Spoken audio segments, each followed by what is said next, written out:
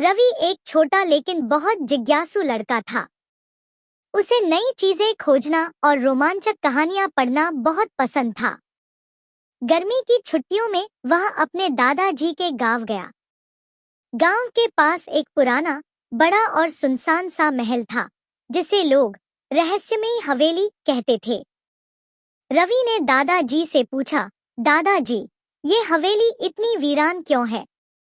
दादाजी मुस्कुराए और बोले, कहते हैं, वहां एक खजाना छुपा है, लेकिन जो भी उसे खोजने गया वह खाली हाथ लौटा। रवि की आंखें चमक उठीं। वह ठान चुका था कि वह इस रहस्य को सुलझाएगा।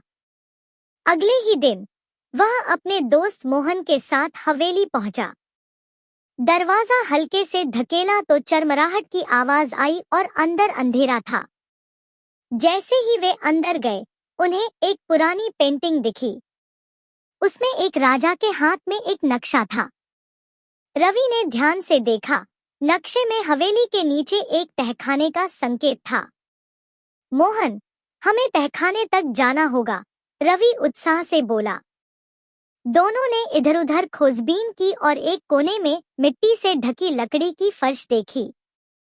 जब उन्होंने उसे हटाया तो नीचे जाने की सीढ़ियां निकली। अंदर अंधेरा था, लेकिन टॉर्च की रोशनी में उन्हें एक बड़ा संदूक दिखाई दिया।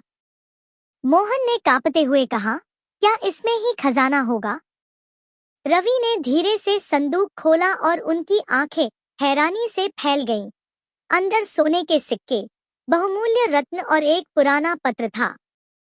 पत्र में लिखा था, जो इस खजाने को पाएगा वह इसे गांव की भलाई के लिए इस्तेमाल करेगा। रवि और मोहन खुशी खुशी यह खबर दादाजी को बताने भागे। दादाजी बहुत खुश हुए और गांव वालों की मदद से यह खजाना स्कूल, अस्पताल और गांव की भलाई के लिए लगाया गया। रवि को खुशी थी कि उसने सिर्फ एक खजाना नहीं, बल्कि पूरे गांव की खुशहाली खोज निकाली थी।